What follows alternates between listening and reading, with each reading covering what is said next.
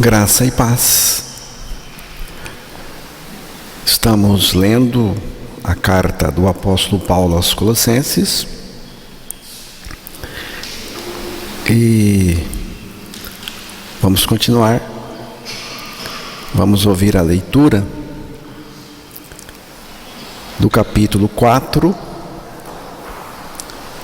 versículos 7 ao 18. Vamos ouvir então essa leitura, a leitura final da carta aos Colossenses, capítulo 4, versículo 7 até o 18. Quanto à minha situação, Tíquico, irmão amado e fiel ministro e conservo no Senhor, de tudo vos informará. Eu vou-lo envio com o expresso propósito de vos dar conhecimento da nossa situação e de alentar o vosso coração. Em sua companhia vos envio Onésimo, o fiel e amado irmão, que é do vosso meio.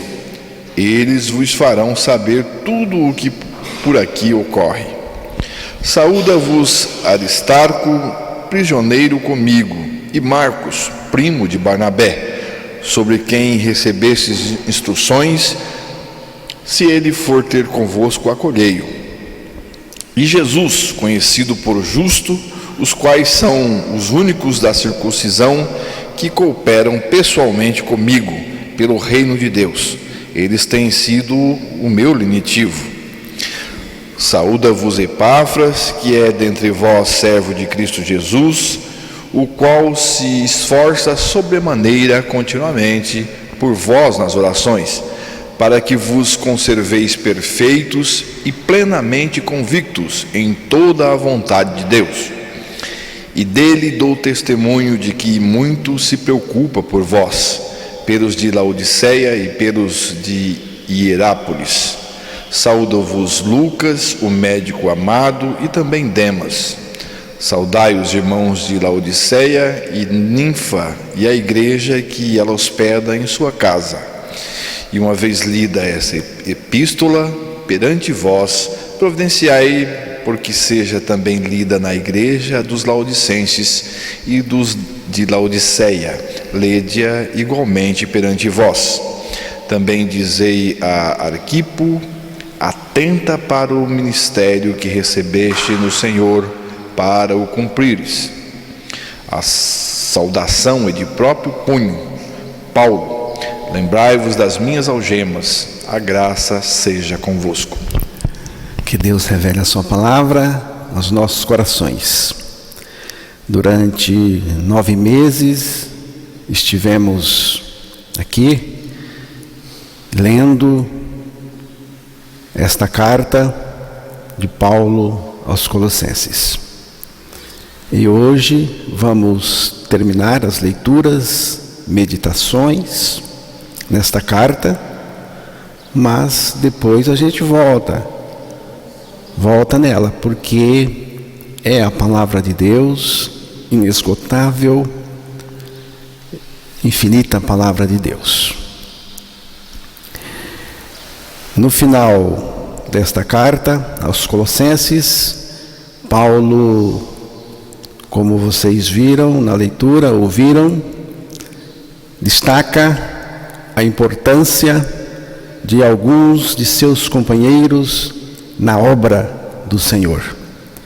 Isto, para mim, é precioso, muito precioso, porque além de mencionar os companheiros, nós precisamos mesmo de companheirismo. A importância de cultivar boas amizades e relacionamentos verdadeiros. As boas amizades e os relacionamentos verdadeiros, saudáveis, passam por um processo de cultivo. Tem que cultivar. Precisam ser regados de gestos de companheirismo de escuta, diálogo, reciprocidade, de zelo, cooperação, de cuidar uns dos outros, de amor, principalmente, amor, e também, por que não, de adversidades. As adversidades e sofrimentos fazem parte disso. E quando nós passamos por adversidades, tribulações, juntos as coisas se fortalecem ainda mais. Portanto, quero lhe perguntar: você está aberto às amizades e relacionamentos verdadeiros? É importante estarmos abertos às amizades no âmbito do reino de Deus. E é importante também admitirmos que precisamos de ajuda. Se você não admite que precisa de ajuda, eu não estou falando com você então. Se você precisa de ajuda, é muito importante admitirmos que precisamos de ajuda para crescer nos aspectos espirituais. É importante admitir que nós precisamos de ajuda para crescer no aspecto espiritual e também humano. Que tal dar uma chance para você nesse aspecto? Precisamos disso e muito. E eu preciso lhe dizer que todos nós precisamos de amigos. João, capítulo 15, versículo 15.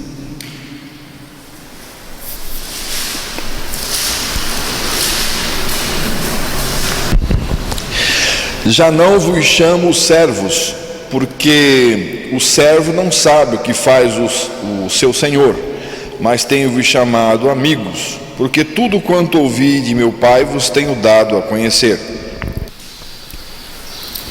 Jesus está propondo ser amigo e me fazer seu amigo. Isto aqui extrapola tudo. A coisa mais fantástica é Deus sendo quem Ele é e se tornar amigo íntimo da gente. Estou falando, irmãos, de uma amizade, de um relacionamento no âmbito do reino de Deus. E é um relacionamento promovido pelo próprio Deus. Nós precisamos disso. São os amigos que nos dão colo, e são eles também que falam aquelas verdades que precisamos ouvir. É por isso que eu digo as verdades aqui de uma maneira bem franca e direta, porque eu sou seu amigo. Aos amigos se compartilham segredos, informações e projetos. Em um certo sentido, nós continuamos servos do Senhor, mas agora somos mais do que servos, somos amigos. E como amigos, nós devemos comungar. E aqui é com o próprio Senhor Jesus Cristo. Somos amigos de Jesus e os amigos de Jesus são amigos também. Penso assim, a coisa é assim. Nós devemos estar com Ele, com o Senhor e com os amigos dele. Esta reunião é muito preciosa para mim. Para mim é muito preciosa. Todas as reuniões que nos reunimos para adorar o Senhor, ensinar a palavra, para mim é muito importante. Muito, muito, muito mesmo. E esta reunião de hoje é muito preciosa para mim, porque é uma reunião dos amigos de Jesus.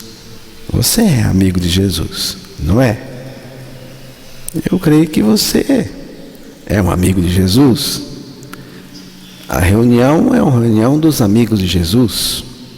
A gente se reúne para compartilhar do que Ele fez por nós, do que Ele é em nós, e também para comungarmos com Ele e entre nós. Jesus Cristo quer nos tornar seus amigos mais íntimos. Ele disse: já não vos chamo servos, porque o servo não sabe o que faz o seu senhor, mas tenho-vos chamado amigos, porque tudo quanto ouvi do meu Pai vos tenho dado a conhecer. Jesus disse isso na sua última reunião com os seus discípulos, antes da sua prisão, julgamento e morte na cruz. Foi na sua última noite. Até esse momento, a última noite de Jesus Cristo, antes da cruz, os seus discípulos se viam como servos, como seguidores de Jesus. Qual é a diferença entre servo e amigo? Servo de Jesus e amigo de Jesus. Naqueles dias, essa diferença era bem maior do que hoje. O servo chegava até a porta do seu dono para receber ordens. O amo, o dono, dava as ordens, passava as ordens e o servo cumpria. Tudo o que ele tinha que fazer era ouvir as ordens e cumprir. O servo não perguntava: por que eu devo obedecer ou qualquer outra coisa. Ele tinha que obedecer e pronto. No entanto, quando um amigo íntimo chegava, ele não ficava na porta. Era convidado a entrar, sentar-se à mesa e comer com ele, com o dono. E quando terminavam de comer, o dono falava para os seus... E quando terminavam de comer, o dono falava para o seu amigo, ele falava para o seu amigo, seus projetos. Eles comiam juntos, e quando terminavam, o dono falava, conversava, falava ao amigo dos seus projetos e até pedia ajuda. Eu quero contar com a sua ajuda. Ele revelava a vontade dele ao seu amigo. Ele abre o seu coração ao seu amigo porque é uma conversa íntima. Essa é a diferença. A diferença está no conhecimento. O servo não sabe o que o Senhor está fazendo, mas o amigo, sim, o amigo está recebendo toda a informação que o Senhor, e aqui no caso o Senhor Jesus, está recebendo do Pai. Veja, os irmãos, Jesus recebia do Pai, e o que ele recebia do Pai, ele compartilhava com os seus discípulos, seus amigos.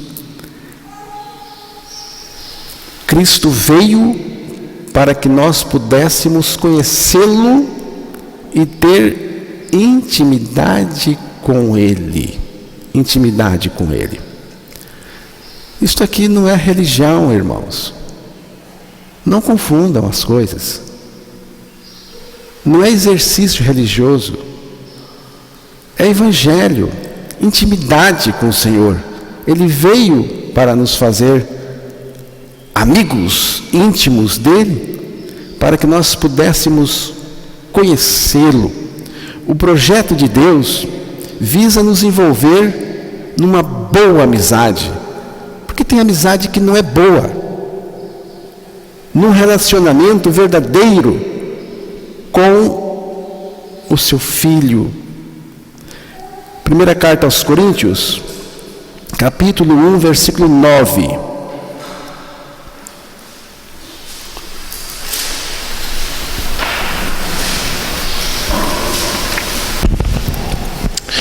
Fiel é Deus, pelo qual fostes chamados à comunhão do seu Filho Jesus Cristo, nosso Senhor. Deus nos chamou por sua fidelidade a um projeto maravilhoso de comunhão com o Filho, de amizade com o Filho. Mas tem um obstáculo que precisa ser resolvido e removido. Embora Deus ame o pecador, o relacionamento entre eles está impossibilitado, interditado. Por quê? Porque a essência do pecado é a separação do pecador de Deus. O pecador não pode conviver com a santidade de Deus. O pecador não se sente à vontade na presença de Deus, de Jesus, porque ali tem santidade. Então, irmãos, o pecado é a única intolerância de Deus. Não dá para desenvolver o mínimo de amizade, de comunhão entre Deus e o pecador. Isaías capítulo 59, versículo 2.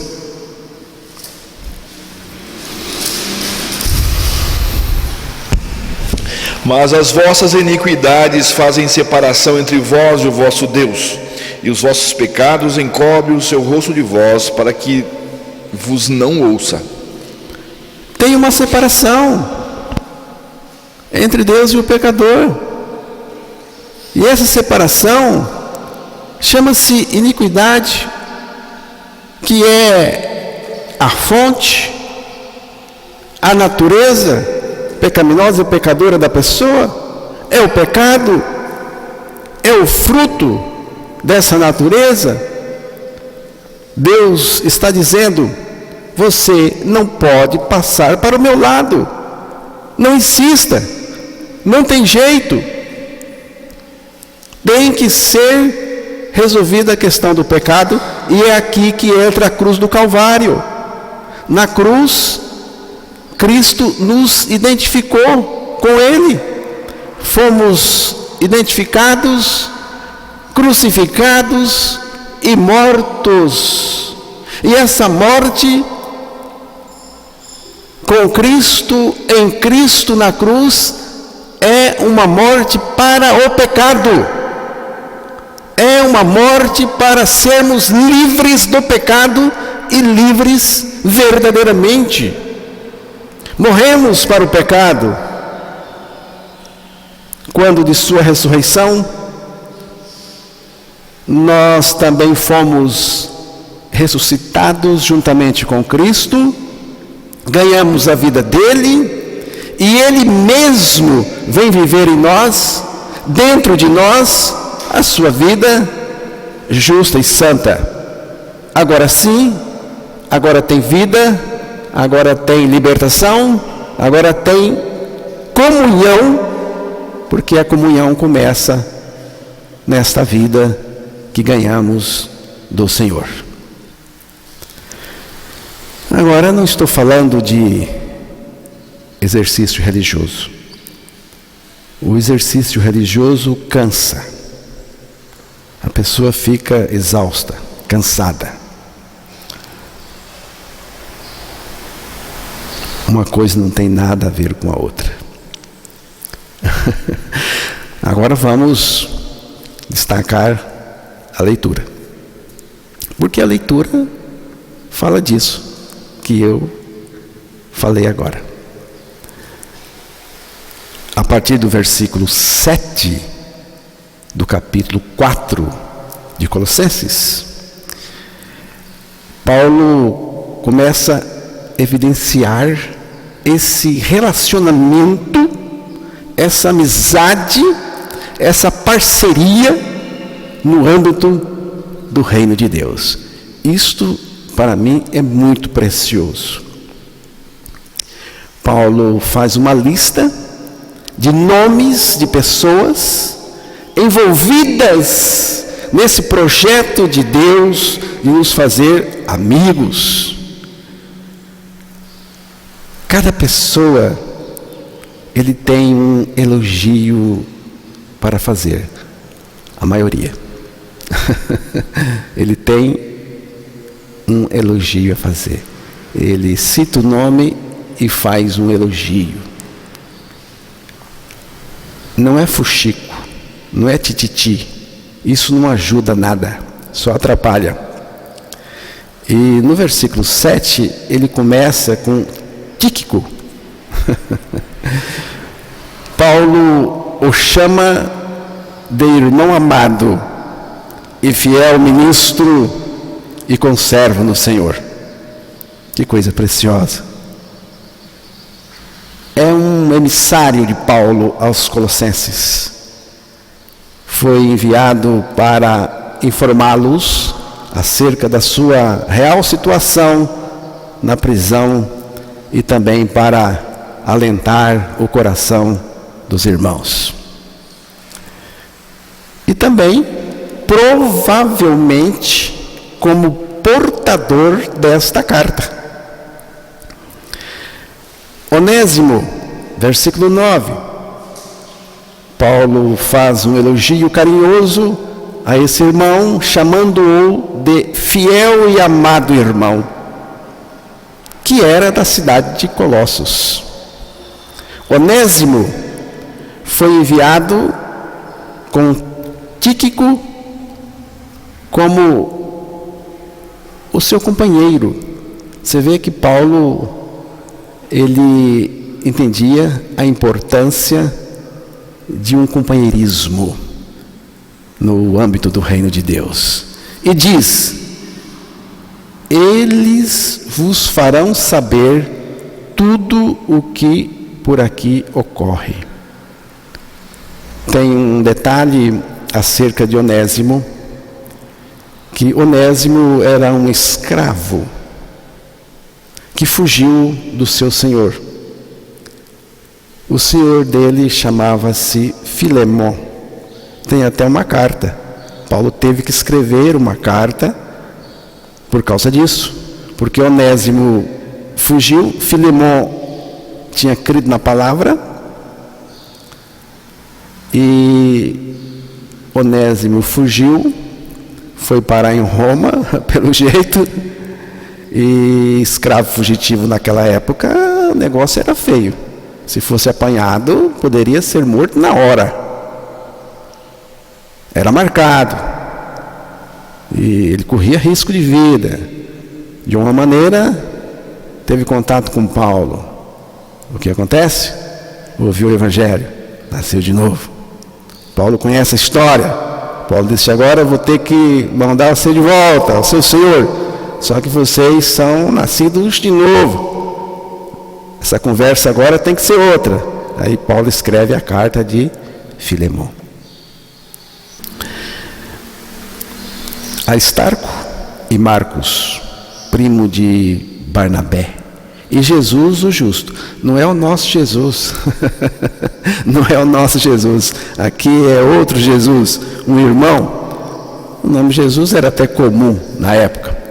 Aristarco e Marcos, primo de Barnabé, e Jesus o justo. Esses irmãos estavam com Paulo em Roma. Você vê a importância de estar juntos, amizade, relacionamento. Aristarco também estava preso com Paulo. Não dá para saber como que ocorreu a sua prisão, se ele foi lá voluntariamente só para servir Paulo na prisão, ou se foi preso mesmo de uma outra forma. Esses três irmãos são identificados por Paulo como os únicos da circuncisão, portanto eram judeus. Judeus que cooperavam pessoalmente com ele pelo reino de Deus. E Paulo diz algo assim tão precioso aqui, irmãos, em relação a esses irmãos.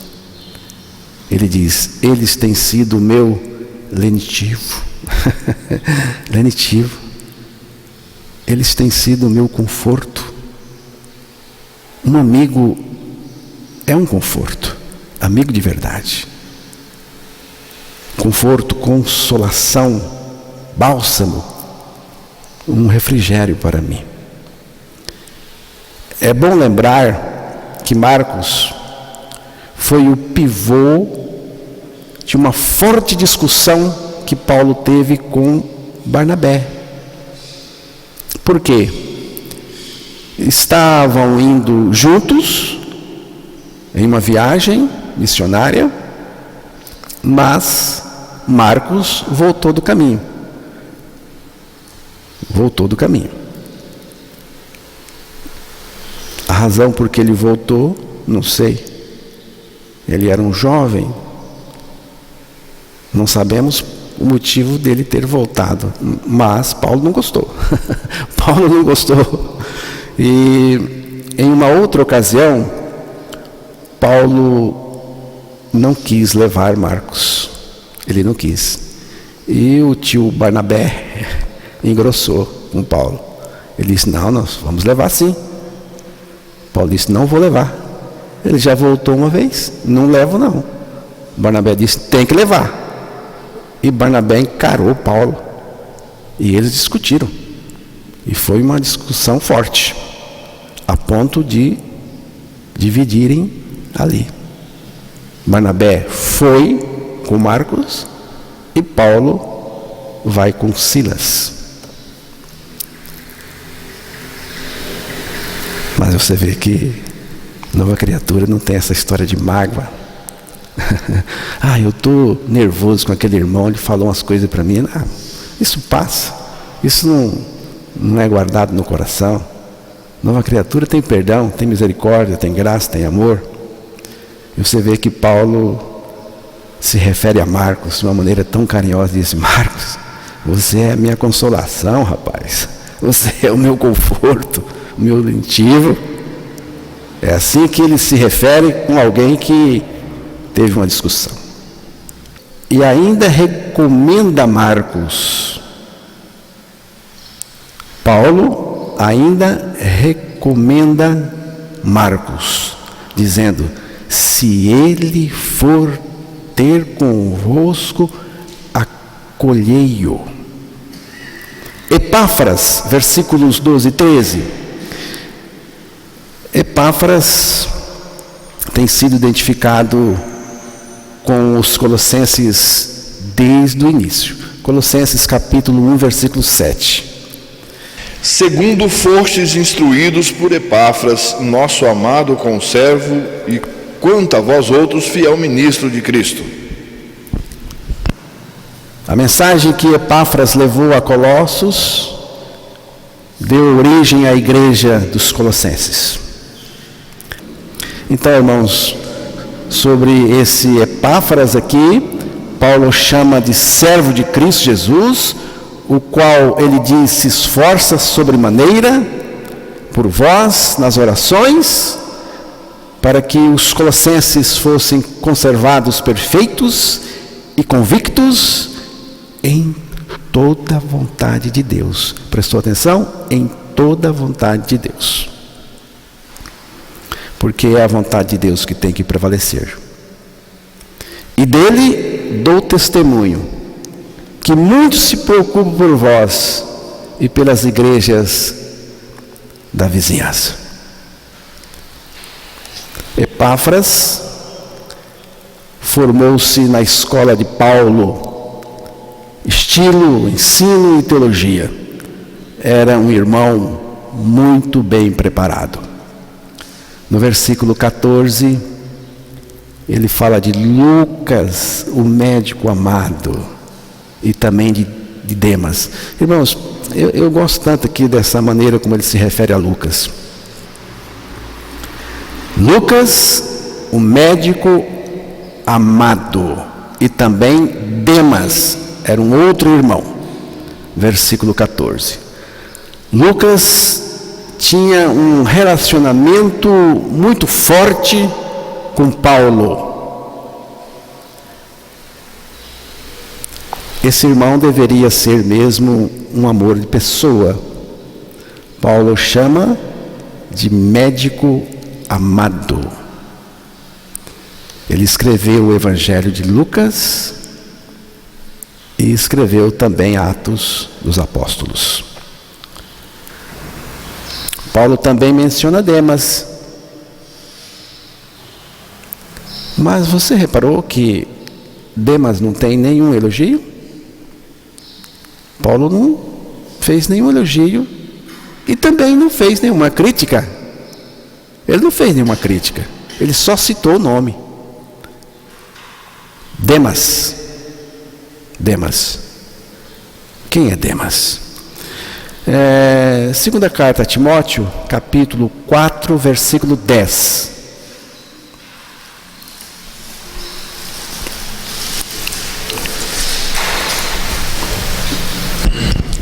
Porque Demas, tendo amado o presente século, me abandonou e se foi para a Tessalônica. Crescente foi para a Galácia, Tito para a Dalmácia. Então Demas é o cara que abandonou Paulo. É o cara que amou o presente século. Amou o mundo, as coisas do mundo. E caiu fora. Caiu fora. E Paulo cita o nome dele porque tem Demas. Tem Demas no meio. Tem os amantes do presente século. Só que Paulo não o criticou nesta carta aos Colossenses. Mas ao escrever ao pastor Timóteo, que a carta a Timóteo é uma carta a ele mesmo, aí Paulo colocou a situação: esse irmão aqui me abandonou, não é confiável. E no versículo 15 tem uma irmã, Ninfa. Ninfa. Não conhecemos praticamente nada de Ninfa.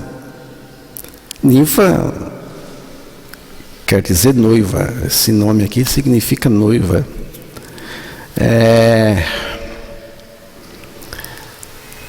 Parece que só aqui,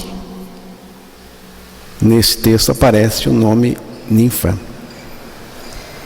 Só que tem algo tão precioso a respeito dessa mulher, que é a igreja que ela hospedava em sua casa. Prestaram atenção? Ninfa e a igreja que ela hospeda na sua casa. Ninfa era uma cristã que habitava a região de Laodiceia. Mas tudo o que sabemos dela é que ela hospedava uma igreja em sua casa. Essa pessoa e toda a sua família, que provavelmente era muito numerosa, parecem ter recebido o Evangelho e, além dos vizinhos, que poderiam vir à casa dela para culto, para cultuar, fazer um culto e pregar o Evangelho. Naqueles tempos primitivos era comum a igreja em casa. A igreja se reunia em casa, nas casas dos irmãos, porque os irmãos, a igreja é formada dos irmãos, e essa igreja se reunia em casa. Só lá, a partir do final do 3º século, é que os cristãos começaram a se reunir em lugares específicos, separados para o culto, como a gente tem aqui. É errado ter um lugar assim, como temos? Não, não. Podemos ter uma igreja na casa? Podemos. A gente já fez isso aqui muitas vezes. Culto nas casas. Mas tem um detalhe, viu, Emerson? Se o dono da casa cismar, acaba a igreja, né? Se ele disse, olha, não gostei mais, vamos parar, acaba a igreja. Então é bom mesmo ter um lugar separado, para que a gente se reúna aqui para pregar o Evangelho, adorar o Senhor. A gente adora em qualquer lugar, porque a adoração está dentro da gente no coração. A adoração está dentro da gente no coração. Então, é Ninfa.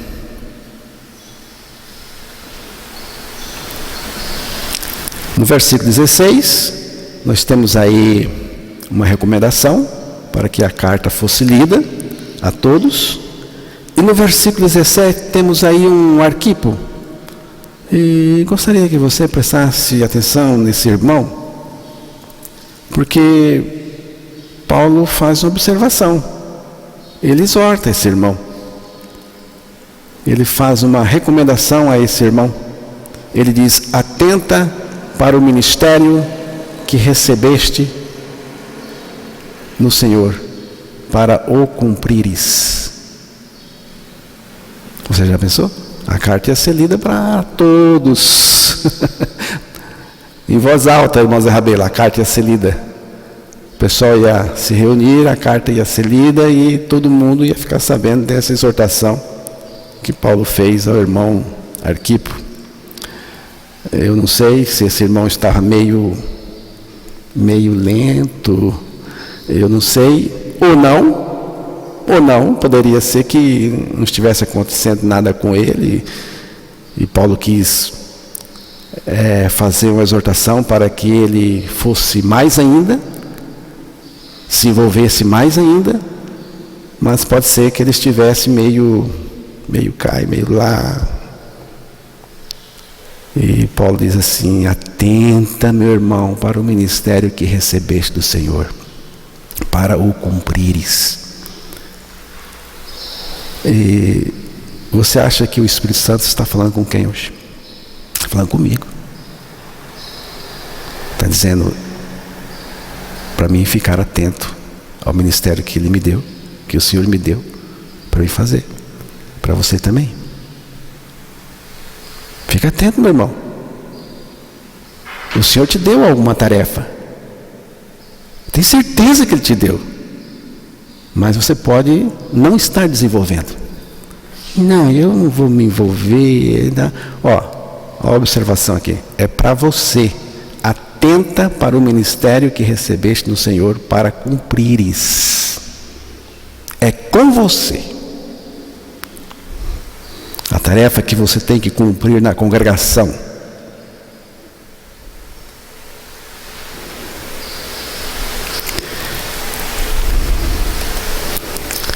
No versículo 18, Paulo diz que assinou a carta do seu próprio punho. Ele não escreveu a carta. Quem escreveu? Talvez Lucas. Escrevia bem? Estava lá? Ou outro irmão? Mas Paulo não escreveu a carta. Ele ditou. Ele foi lá e assinou a carta do seu próprio punho. Ali, e ele diz assim: irmãos, lembrai-vos das minhas algemas. E termina dizendo: a graça seja convosco. A graça, irmãos, vem antes, continua, e ela vai estar lá no final. Ela vem antes de qualquer coisa, continua e estará no final. E para terminar, gostaria de deixar o seguinte. Então eu gostaria de deixar algumas questões que eu considero importantes para nós, de tudo que nós estudamos nesta carta. Cristo e a sua obra na cruz são a maior motivação de um crente nesta vida. É impressionante ver a motivação que a pessoa e obra de Cristo na cruz do Calvário pode causar em alguém. Paulo, já velho, judiado, as costas cheias de marcas, cicatrizes profundas, provavelmente um homem que sentia muitas dores pelo corpo todo. Passou por tanto sofrimento, angústias e preocupações. Estava preso. Esse crente em Jesus Cristo, depois de ter feito tanto e nas condições que estava, ainda pede oração aos irmãos colossenses para que ele faça mais ainda. Eu quero fazer mais. Quero que as portas se abram para que eu fale de Jesus Cristo. Cristo e a sua obra na cruz são a maior motivação de um crente nesta vida. Isso nos ajuda, irmãos, a enfrentar perseguição, sofrimento, doença, necessidade, todas as dificuldades que você vier a passar. Nenhuma outra motivação chegará perto de Cristo e a sua obra na cruz. Enfrenta a prisão, enfrenta qualquer coisa, até a morte, por Cristo. Então, a nossa maior motivação tem o nome: Jesus Cristo. Então, irmãos, olhe para Cristo. Ele é a sua motivação, Ele é a minha motivação, Ele é a nossa motivação. Se não for, outra coisa não resolve. Segunda questão aqui: Cristo é a prioridade absoluta da vida. Ele é aquele que ocupa o ponto principal em tudo. Jesus Cristo em absoluto. Ele tem a primazia. absolutamente. A supremacia, a preeminência, a superioridade. E eu estou muito interessado nessa primazia de Cristo na minha vida. Terceira questão: Cristo é totalmente suficiente e nos satisfaz totalmente. Ele é a nossa motivação, Ele é a nossa prioridade. Cristo é totalmente suficiente e nos satisfaz totalmente. É Cristo somente, não tem algo mais. É como aquele cântico que nós cantamos aqui: meu tudo é Cristo, meu tudo é Cristo, nada mais me falta, a sua graça me basta, meu tudo é Cristo. E por último, não tenham receio de se envolver com o Senhor, a obra do Senhor, e também com aqueles que estão envolvidos na obra do Senhor. Não tenham receio. E vou dizer mais: por favor, entre com tudo, entre para valer, como se diz, entre de cabeça, entre com tudo, porque se não for para entrar com tudo, meu irmão, não entre, não entre. Mas se Cristo é mesmo a motivação da sua vida, a prioridade da sua vida, aquele que é totalmente suficiente para nos satisfazer, então entre de cabeça, entre com tudo. Não, irmão, eu já entrei, eu já participo. Pois então, meu irmão, participe mais. Mais ainda, seja um cooperador do Senhor na sua obra. Seja um cooperador na obra do Senhor, seja um encorajador dos irmãos, seja uma fonte de ânimo, lenitivo, consolo para os outros. Compartilhe Cristo, compartilhe o Evangelho, a palavra de Deus, com outras pessoas. Aproveite as oportunidades. Leia a palavra de Deus. Leia a palavra de Deus. Releia. Leia de novo.